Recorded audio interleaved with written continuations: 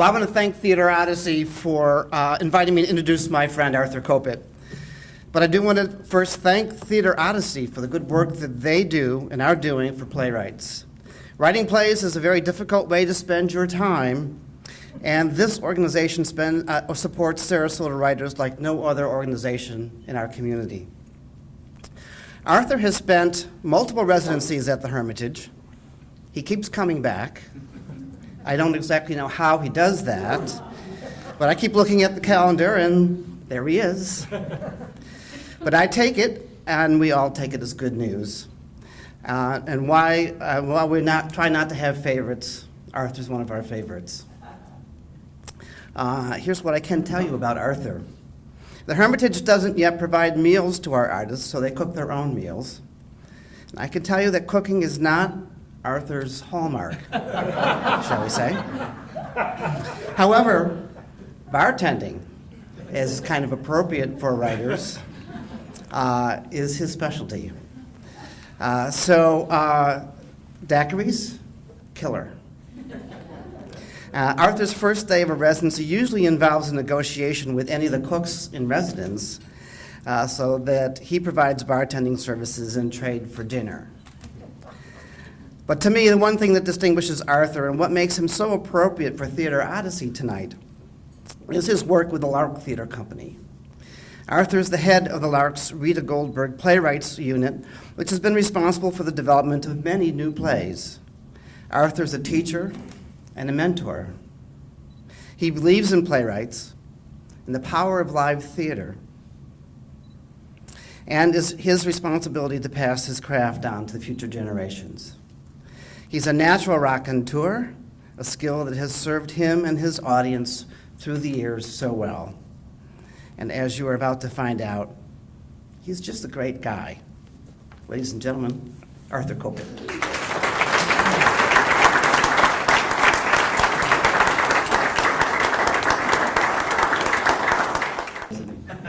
Thank you. I thought so. Hi.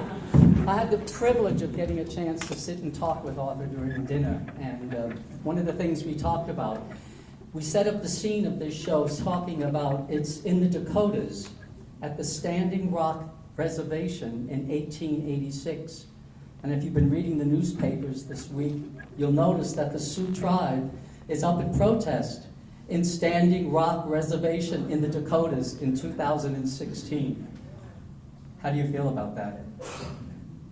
A lot of things are happening in the country that make you think that there's a lot of poison, and that poison is still there.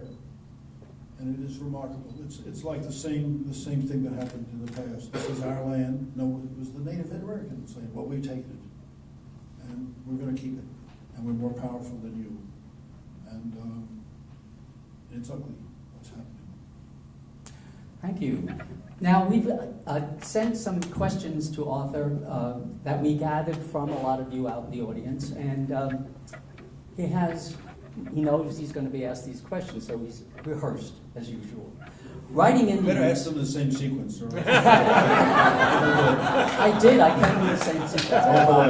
you're in trouble here. If this question has changed, we're done for. You never know what he's going to come out with. We had a couple of ditties at the table. Anyway, Writing Indians had to be a major departure for you.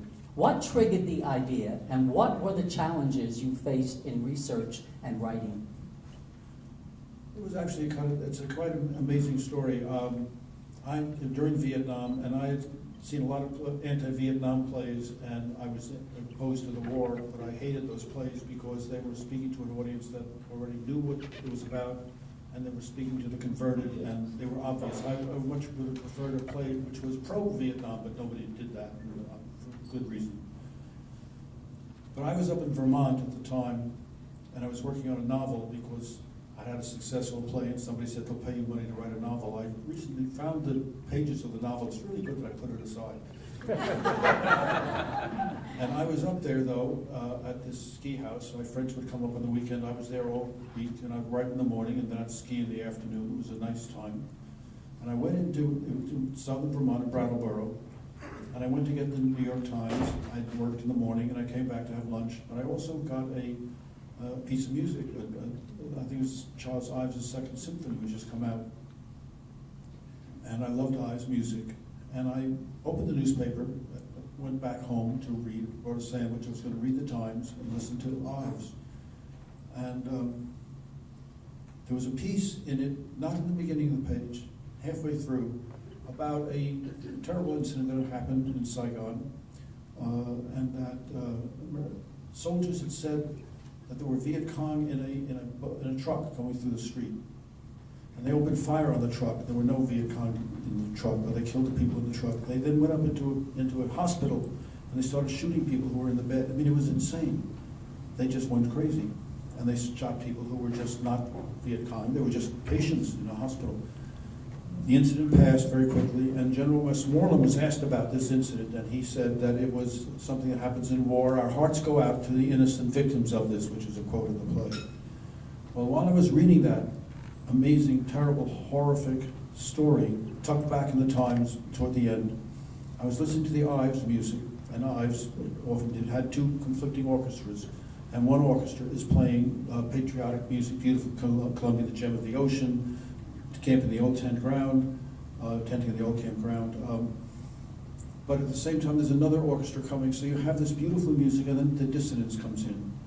And the dissonance is all over the place. The dissonance is dissonating, there's a new word, is dissonating the belief in an ideal country.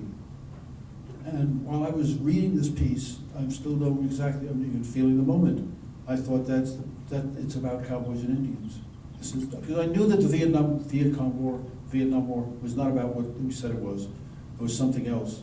And I often wanted to write about cowboys and Indians, but I had nothing to say. But something was there. And I instantly saw the play. It had nothing to do with Buffalo Bill then. It was about genocide. And it was about power. And the Ives music just was, if the Ives hadn't been playing, I know it wouldn't have happened. And I knew the structure of the play. The play had to be fragmented. It had to have an arc. It had to be about patriotism on some level, which Buffalo Bill is. And it had to be about the way in which it all gets destroyed. But throughout the Ives, there is a belief that that music is beautiful, but it keeps getting wiped out. It's like painting, you know, where you're just fading things out. And I called the producer who had produced Odan and was a great fan of my work. And I called my agent and said, I'm giving up the novel.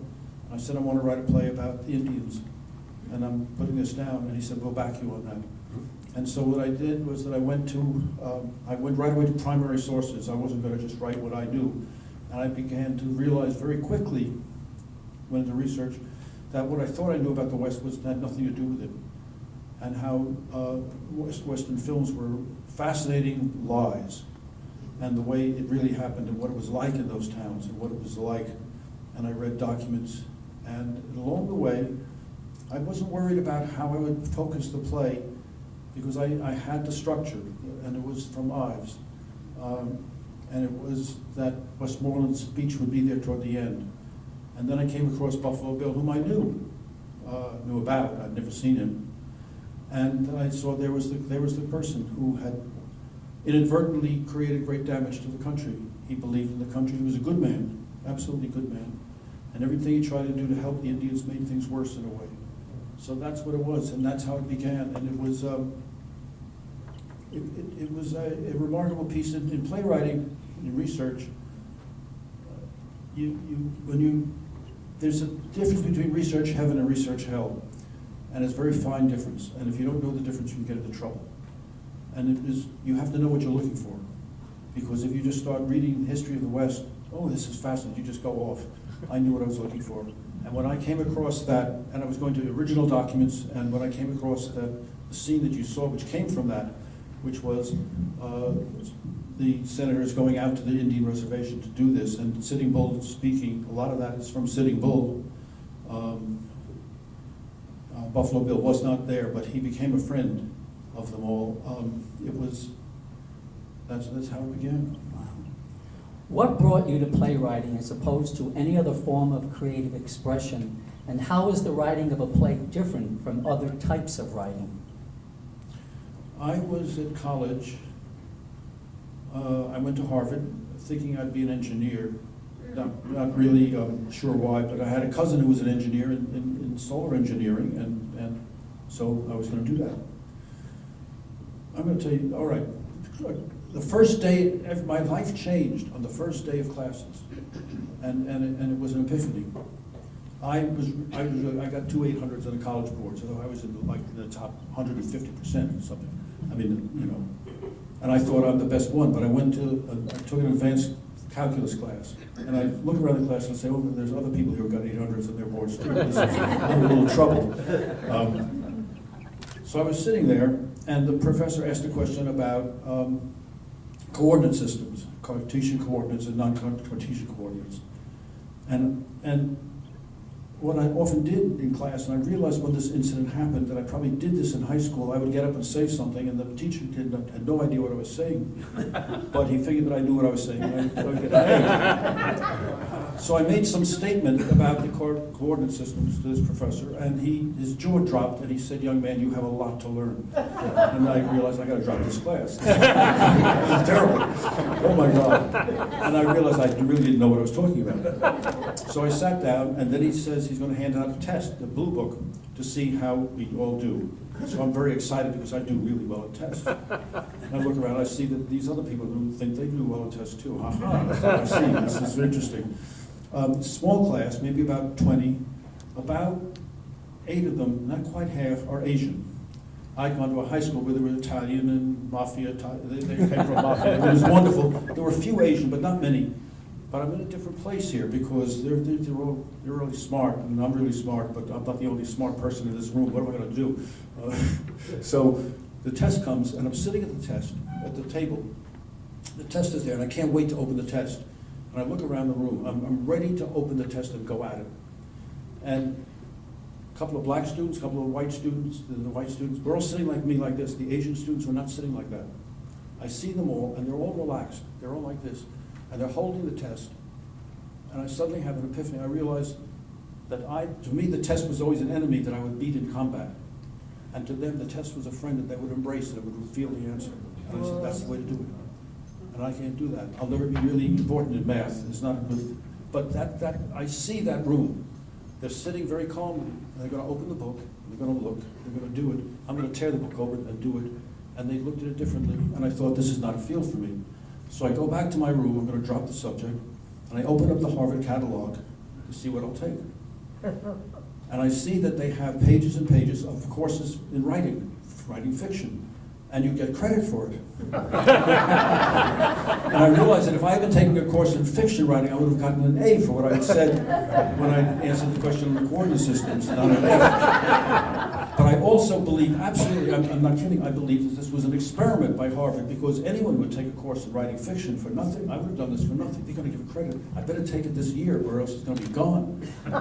Well, I realized suddenly, wait a minute, that's what I want to do. There's something, I'd been an editor in the newspaper, I'd written articles. I loved theater, loved theater, but it never occurred to me that you could be a writer. I didn't know any writers. I knew engineers. So I took a course in writing fiction. And I was self-conscious, but they were very good writers. In my sophomore year, I stayed majoring in engineering because at that point I could do the classes and I could do the tests, and I could do that easily. But this way I could take writing courses all the time, and if I was an English major, I couldn't do that. And I didn't want to write a thesis. I just wanted to write plays, write fiction, not plays yet. And it was intimidating, and they were really good. It was great to be with good writers. In my sophomore year, there was a writer who had won an O. Henry. There was 2 writers who had short stories published in Mademoiselle, and 1 writer had a novel published. So this was, and they were really good. So you were at a high level. At the end of my sophomore year, in my dorm, there was a teacher, a faculty. We used to go to theater all the time and see plays that were opening in Boston that would then come to New York. The theater was different then, and plays tried out of town. So we were seeing the best plays of the year, but I was also studying theater. And the best plays of the year often weren't very good plays, I thought. So that was interesting. And he said, in spring, if anybody wants to write a play, a 1-act play, we will do it. So I thought, wow, that's fantastic, I'll write a play. I asked my teacher of fiction, could I write a play instead? He said yes, so I wrote this play, and he read it. We read it, and now what happened was, when I wrote fiction, I was very conscious of myself as the writer. I was self-aware. I couldn't lose myself in the piece. When I wrote this play, which was actually based on something that had happened, it was the most realistic play. It's not really realistic, but it's something that happened to me. I was on the basketball team, and I recently had a high school reunion, and my team, we were there, and the team was there at this reunion. And they were asking everybody in the class, how did you get to where you were? And I said, I got to become a writer because of my basketball team. They said, what? I'd never told anyone. In our junior year, we were called out of class. All the people, I didn't know that. I'm called down to the principal's office, and all the team members are there. They take us down to a room, they open the window, we get out of the room, we go in the police cars, we all get into police cars, and they take us to the town center in Long Island, Mineola. We have no idea what this is about, and we're brought into a police room, and we're interviewed, because it turns out there's a lot of money bet on a basketball team. We had a really good team. I was not the star, but I played on the team. But I had no idea that there was a huge amount of money bet on our team. And apparently someone was being paid money to shave points. And I remember being asked by the policeman, had anybody, about this? And nobody had asked me to shave points. Not that I would have, but why didn't they ask me to shave points? We figured out who it was. He was a senior. They didn't catch him, but he was, yes, that was happening. When it came time to write the play, I thought I would use that incident. I changed the events, but it was a play called Questioning of Nick. It entered a contest in my junior year, and it won the playwriting contest, and it was produced. But the people who were judging the contest were Archibald MacLeish, John Hawkes, who were fantastic members of the faculty. It was being done with Strindberg's Miss Julie. The actress got sick, so my play was done by itself, and it was a huge success. It was really good. I had a girlfriend, very beautiful, very wealthy, in the oil business. And she expected to marry me, and I was going to go into the oil business and become an oil millionaire. So, it was kind of a dull idea, but I didn't want, but anyway, I'm there, my parents are there, and I suddenly see the play being done. And what's different from writing fiction, writing a play, is that your characters have taken over, and you see the audience's reaction, and I was thrilled by this. And I thought, could I possibly do this for the rest of my life? Could I actually earn a living, possibly doing this? Can I do this instead of being an engineer? And I look at my girlfriend, and I realize the relationship is over. She sees my face at once. He's not going to marry me and go into the oil business. And that was what happened. I mean, it was seeing what it's like to write a play and have it done in front of others. And it had taken on a life of its own. It was a really good production. The play is still done sometimes. And then I began writing, immediately I was very lucky at Harvard. There was no theater department. And there was theater all the time. They were doing new plays, they were doing plays in dining rooms, you just did it everywhere. So by the time I graduated, when I wrote Oh Dad, I had done 7 plays. I directed 5 of them, I had done the lighting, the set design. I actually had a better education in theater than any graduate student would, because I saw plays all the time. And nobody was there to tell me what to do, and I would see it and think, no, that didn't work, I could do this. You learn by doing. And that was what was fortunate, was that I was just able to, if you're gonna write plays, you have to hear them, you have to see them, and be able to realize some of them work better than others, and some, why did that not work? Why did this work? And here you are today, lucky us. Well, Now, Theater Odyssey is known for its 10-minute play festival. Is the process of writing a 10-minute play different from a full-length piece? Is it easier or more difficult? well, it's very different because it's shorter. But it is different, and it's a wonderful process. I've written them. The one plays that I wrote. I didn't set out to write a 10-minute play, but those are now done, and it's a wonderful. What's the same in writing a 10-minute play and a full-length play is that something has to happen in that play that captures your imagination, that you connect to it. Something has to matter. The people on the stage do not need to know what it is. They could be just having dinner. We could be having dinner together.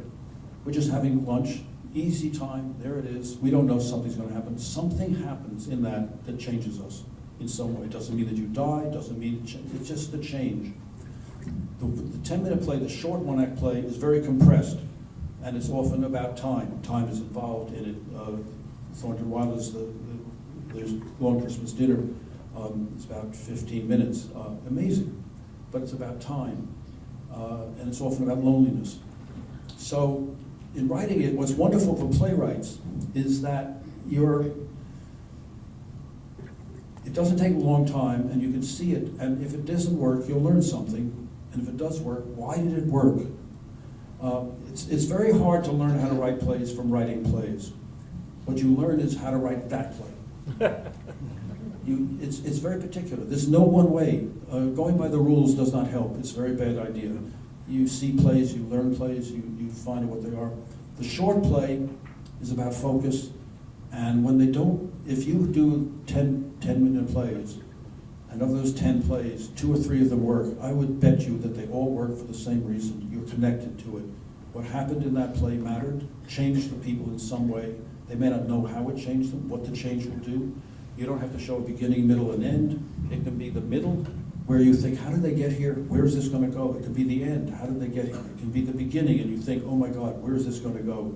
It's a moment in time, and there's no one way to do it. But unlike one play, it's unlike a symphony. There's no recapitulation. There's no elaboration. It's a moment, and so you need to see that. And what it does is it does enable the writer to write a play quickly, and if it doesn't work, you learn something, and it's an extraordinary, you learn how to write a play not by being taught by anyone else, you teach yourself. You need to hear it, you need to see it, and you need to learn, and I think it's very important in the LARC where I run a playwrights workshop, when you write, you on some level, different for screenplays or where you're being paid. You're writing a play, on some level you throw away the safety net. You try something. And as far as you know, it may not work.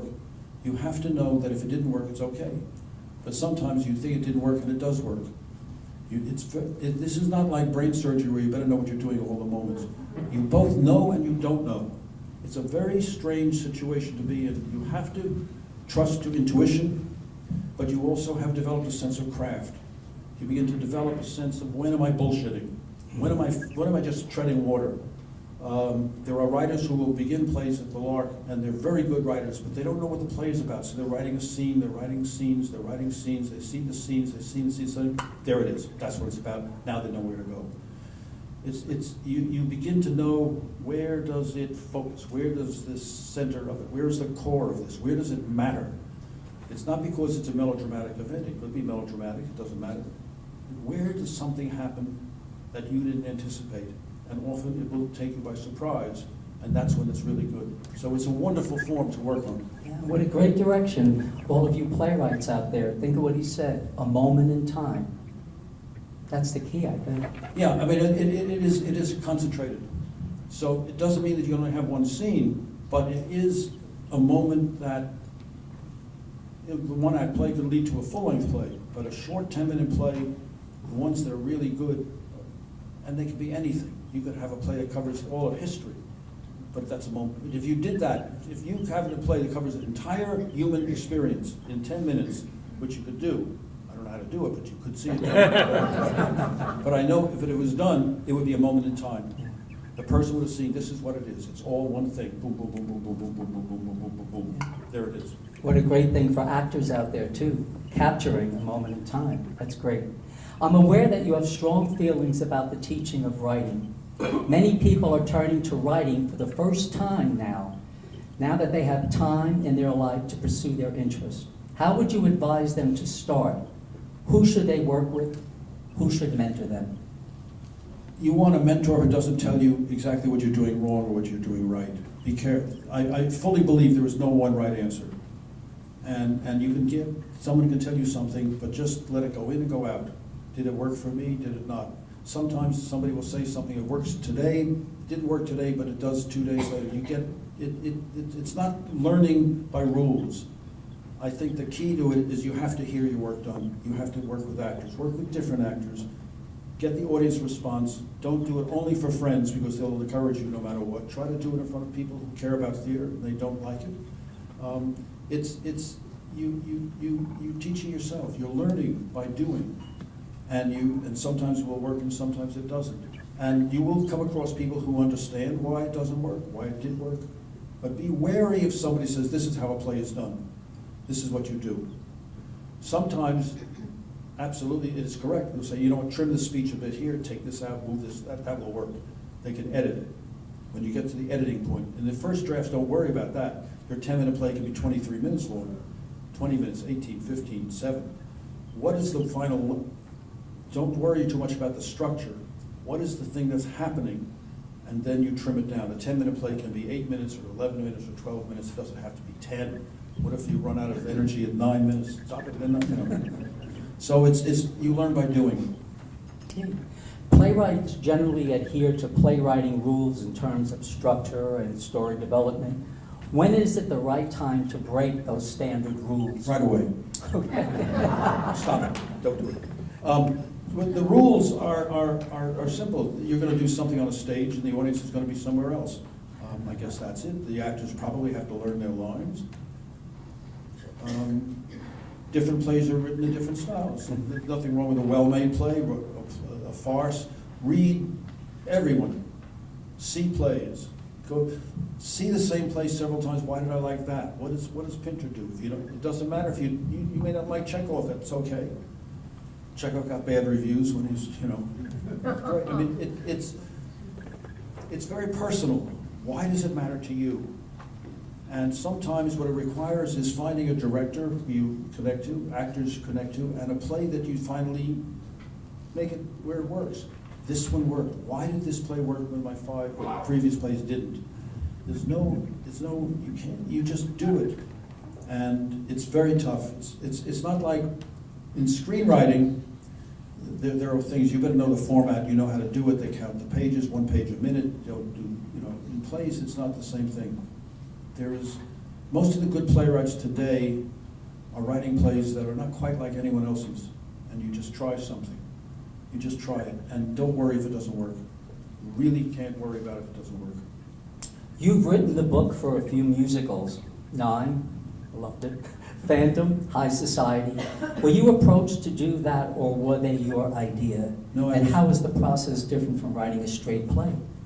Process is very different in many ways. I was approached to do 9. I love musicals, and I actually had an idea for one long before.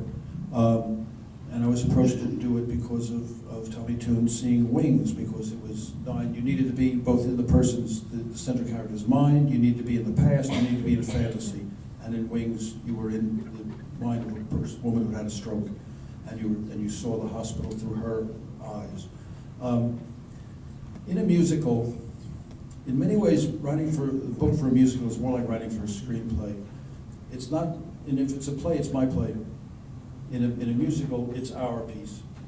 And what's very important for writing the book is that you have to know who your collaborators are. Because what I would do on a scene, often the director, Tommy Tune, was directing 9 initially, and I would write a scene, and it was going to take him too much time to write the scene, so we wanted Maury Yeston to write it as a song. That's okay. Really, the book writer is involved with the structure, what the story is often given very little credit, because the musical will work because of the music, but if the book is no good, it doesn't mean the book has nothing to do with the dialogue. The dialogue is part of it. The book is the structure. How are you going to put this together? What scene comes first? Why does this come first? What is happening in this scene? What is the scene about? How does it build to this? I generally don't work from an outline. I sometimes do in a play, but not precisely. In doing a musical, and some writers don't, I work from an outline. If I'm working with a composer, you really block the whole thing out. You know where you're going. You know what this song is supposed to do. You don't know what is. Each scene leads to a next scene, leads to a next scene, leads to a next scene. So you're working almost with file cards, which one does in film. So it's a different process, and in many ways it's more fun if it's working, because it's not just mine and I'm relaxed and watching it. I'm seeing what the director did, what the composer did. I see what the performers did. when we did 9, this is interesting, you probably not, do you know how we did that? Did you know the rehearsal process? Was that a workshop first? Yeah. We were doing the workshop, I'd written the script, Toon loved it, we loved it, but he wanted it to be, and he was right, he wanted it to be more like Fellini, he wanted it to be more abstract, more strange it up. And he had some visions, and it was very hard, it was hard to understand exactly what he was talking, what he meant. And we had the first scene, the actors didn't have a script. Raul Julia, I'd written it really with Raul in mind, he was gonna play Guido. What happened was that Toon had something in mind and he couldn't articulate it, but he could direct it. But we knew that the first scene began with Guido and Louisa alone, the marriage doesn't work, he's in trouble, you find this out, he's gonna go away to a spa because he's gotta try to save his career. And we were gonna start with all the women in his life, and they were gonna come in. I knew 100 ways to do that scene. It wasn't that was what was gonna happen, we agreed on it. Toon had a vision, so I said, because Fellini did this, he would have actors speak in different languages and he would dub them. I said, have them all count in Italian, French, German, he choreographed the scene where they're talking, go blah, blah, blah, blah, blah, blah, blah, blah, blah. They would say blah, blah, blah, blah, blah, blah. He said, okay, now she comes in, and I was taking timing it. Then the Germans would come in, they go, 1, 2, 3, the French come, 1, 2. They're just spitting numbers. So we choreographed, staged the scene without a line of dialogue. And I would say to him, could I have 30 more seconds here? Could I have 20 more seconds here? And I went and wrote the scene that night for the scene to work, and it was for his choreographer. He then staged it, and it went to scene 2, and that's what we did, where he had to stage it. The problem was, when we got to the second act, when he needed to see every scene. If he wanted to work on scene 5, he had to see scene 1, 2, 3, and 4. So by the time you got to the second act, you were going through the first act to get to the second act. It was frustrating, but it was fascinating to everything that I had written was right, the structure was right. We wanted to find another way to do it, to break the form up so that it was stranger, to strange it up. So he knew what was going to happen. The first moments is this. He wanted somebody to come in here, make this long entrance, so why is she going to go this way? Okay, so I would do that. So that was, you don't do that in the play. That was what my job was in the musical. The interesting thing about that play is everything was black and white. It took place in a spa, and everything looked like it was either tile or marble, and everybody was dressed in black on a white set. It's very, very interesting. And then when they did the revival with Antonio Banderas and Chita Rivera and Laura Benanti, they actually flooded the stage. So people actually walked through water. It was very exciting because you could do Very different exciting. ways. They splashed all over the place. I loved it. I sat No. down front and I said, get me wet. It was thrilling to work on because it was a completely different room play. Because my job is, as the director, as the author, I had to know, as the director was, I have to know what the director can do and can't do. And I have to adjust to him. Very different from a play where this is my play and you don't change anything. I'll change anything to make it work because my job is not to write wonderful dialogue, it's to write wonderful dialogue, but to make sure that I can glue everything together. And how do you do that? This leads right into our final question here. In the production of a large-scale musical, please define the way you prefer decisions to be made among the author, composer, lyricist, director, choreographer, all the different designers. How democratic can huge collaborations of artists be, excluding the obvious final say of the producers? It's a complex question and a political question because you have to know who you're dealing with. If you speak to your director as you would to another director, it may not get you anywhere. So you have to, by this point, learn very quickly how do you do this. When for example, with Tommy Tune, I realized that I couldn't meet with him at the end of the, I couldn't have had a suggestion. I had to write a note, and he needed to see it overnight. How do you connect to somebody? With David Laveau in 9, it was no problem. So you have to find out who your collaborators are. I can tell you this, you know, no, I can't do it. Working with Maury, I had to find out, well, it's a funny story. Even Maury would, if anyone's reporting, don't say this one. I love Maury. But he would write a new piece of music for the 9, and I would listen to it. And if I didn't like it, I would, and Maury would get very upset. So the way to do it was, So that's, so if you're Maury, it's like this, that's really terrific, really good. I'd say, what's wrong? There's no, nothing's wrong, it's really good, it's really good, I like that piece of music. But something's wrong, no, nothing's wrong, it's really like that piece of music. Something's wrong, no, it's just that I didn't think that we were gonna go that direction. It's just taking the play in a whole new direction. I have to think about that a bit. So, but it's really good, I just have to think about it. I thought we were gonna do something else, you're doing something this way. Okay, it's on. All right, then next morning he's written a new song. So because Surprise. you have to learn, you know, how it's, that's what you have to figure out, who am I playing with? I used to be a poker player, you learn who you're playing with. What do they do? Because the target is, we gotta make this thing work. And when egos get in the way, something's wrong. There's actually something in musicals that is very simple and really tricky that you find out. When musicals are done by really good people and they don't work, they weren't all doing the same show. You have to be doing the same show. You think you're doing the same show. Why are you staging it like this? That's not what the show is about.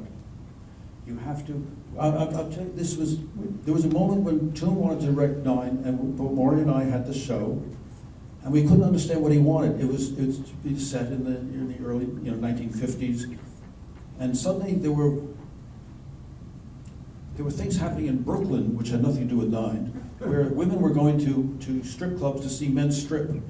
Okay, had nothing to do with Nine. And Toon wanted this to be about show the modern women.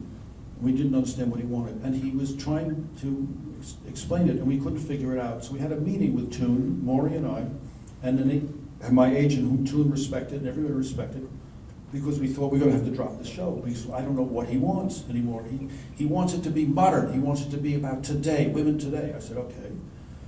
And it couldn't work, and I thought we're done for.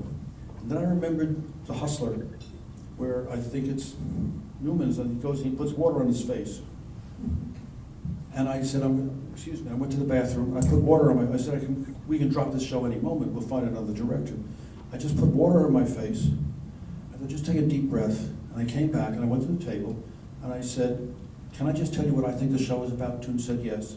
And I described the show as Fellini had done it. I said, it's about women and it's about this man who has a breakdown in his career, and he's in love with all of these women, and they all love him, and his career is going downhill, and he doesn't know what to do and how to get out of it. And he thinks about his past, and that's what, and when I was finished, Toon is weeping and says, that's what I want to do, but that's what so it was just finding a way to say what was the truth, but for some reason he wasn't able to hear it at some moment. And what I remembered was, don't just take the easy route, just say this is over. Take one more step, say, let me just tell you what I think, calmly, calm it down. So you have to learn who you're dealing with, who's your director, who are your actors. It's about, what do you say, what do you not say? What do you really want to say? It's very important. What do I need to say? What do we need to do? Let them know if you're not sure what to do. It's about communication.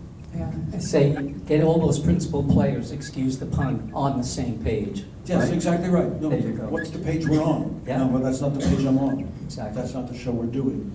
And that would happen very often, and Nine was going a little bit off because it had gone so well.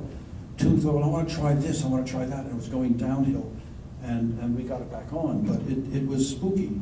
That happens. It's a muddled arena in a way. You need clarity in the midst of fog that often happens. If you ever see it advertised anywhere, go see it. It's brilliant, brilliant. Thank Is you. there anybody out here that would like to ask a question of Arthur? I wondered, does a playwright,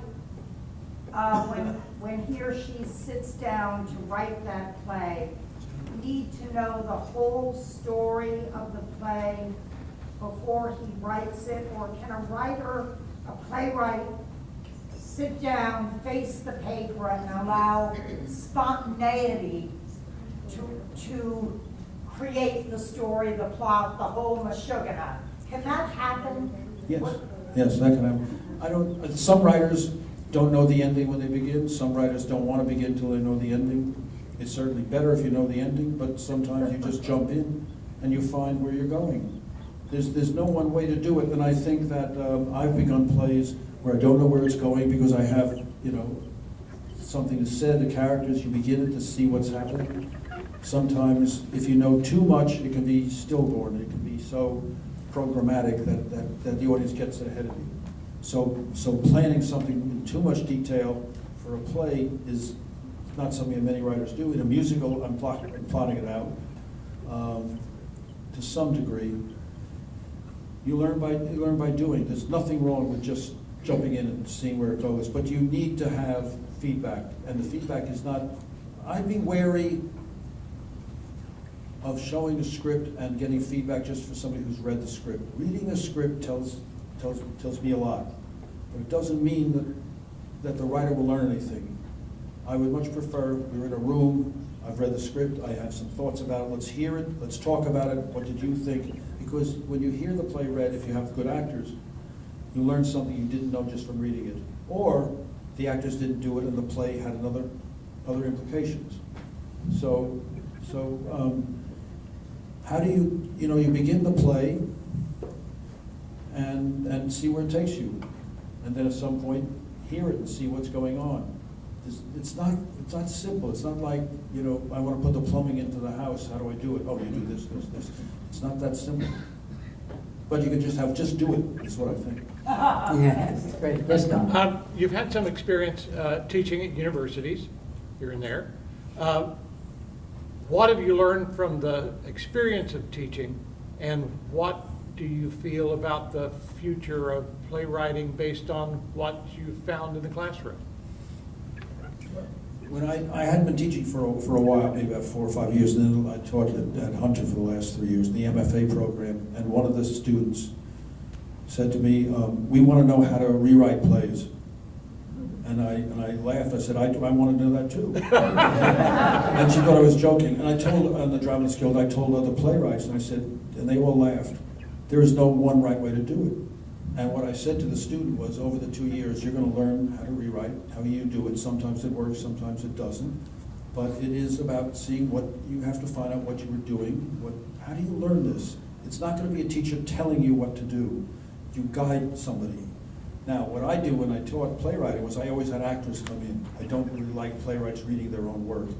Well, I'll tell you why, exactly why. Funny story, an insight into playwriting. I was teaching at City College, and I met in Midtown, not uptown, and I had actors there. Maybe I had 8 actors come in, 7, 8 actors, and I had about 10 students. And one day, one of the students brought in a play, but he needed 9 actors. He didn't have a 9th actor. And I didn't want my writing students to act in the play, so I said I would do it. And I took the smallest role, the role, the equivalent of butler, to read the play. And what I discovered was while we were reading the play, all I could think was there are not enough lines for butler. Butler's more important than this. Fuck this play, this is terrible. Got to rewrite Butler. I had no idea what the play was like. I was just waiting for Butler to go again. And so, what I think for actors, and I've asked actors this, at the Lark, when the actors talk, they're not talking about the scenes that they weren't. They may ask a question about scenes they weren't in. What was it like for you in this scene? What are you after? Where do you think this play would go? When I did that. The Phantom, my musical Phantom, was done initially as a movie. Tony Richardson, we directed it at the Paris Opera House. And at one point I was over there, and it was wonderful.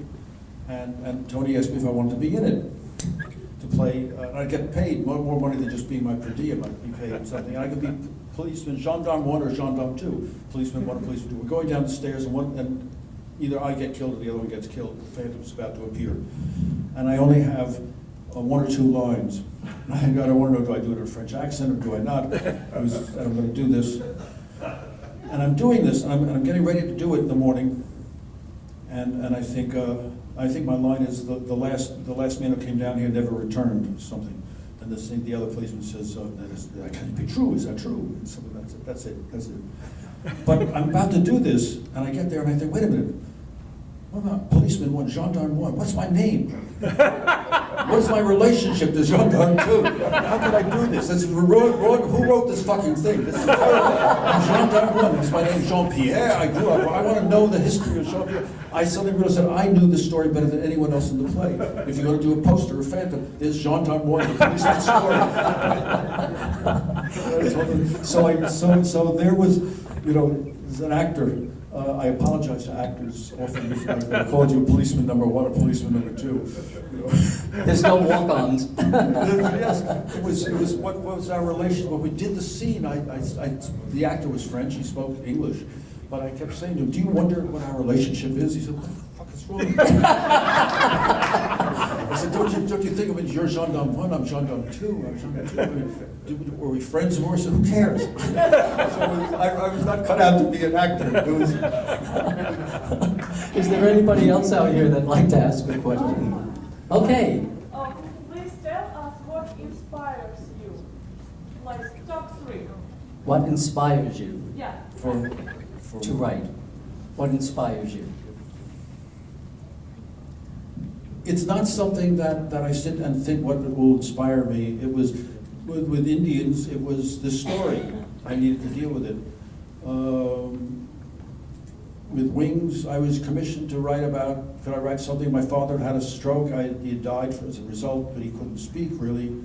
But I learned so much about it that it was initially a radio play, and I loved radio. I grew up with radio, which in many ways is more visual than film because you're imagining it yourself. You're seeing what the characters are like. And in radio, I could create a sense of inner dialogue and outer dialogue. So it was what is it like to have a stroke? It took a lot of research, huge research, to find out from people who had them, come through it, spend time in hospitals to see the experience.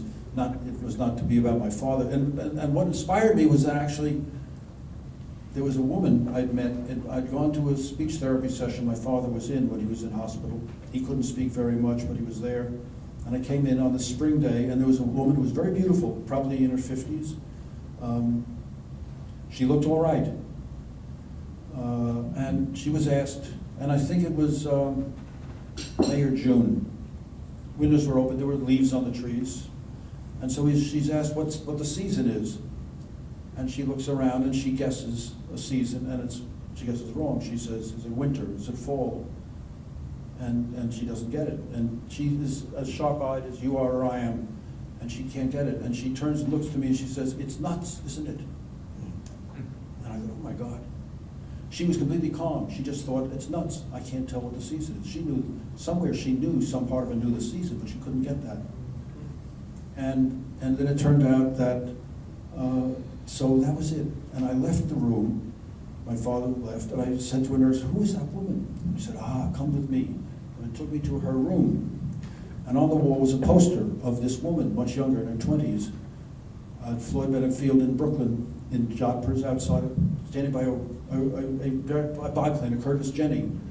And she's got a scarf on. She looks like Katharine Hepburn. Beautiful. So she was a wing walker, and she was this star wing walker. And that's all it was. And she was going to be the character then, because she was wonderful for this. Later, when we did the play in the Kennedy Center, I got a phone call from a man who said, "I think you've written about my mother." And he was the son of this woman. And I said, I only met her once in her room. Come and see the play. Tell me what you think. And he came back to see the play, see the whole cast. And he said, "You captured her. That was my mother. She was that tough. And I said, "Tell me about her." And this was amazing.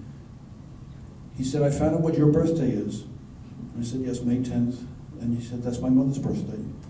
And I said, what did she do after wing walking? She married my father. We went to Westchester, and she did some theater. You know the first play she did? No, she did "Oh Dad, Poor Dad." But the thing that was important was, as a writer, was to know, don't do more research. I have her. And I knew that image of that woman and that person in that room who could say with absolute calmness, "It's nuts, isn't it?" Completely, there's no slurring of her words. was that's what I wanted to know, and I didn't want to know any more, but if I knew that, in fact, the woman I captured on stage was his mother. Anybody else before we wrap it up? Well, Arthur, I just want to say,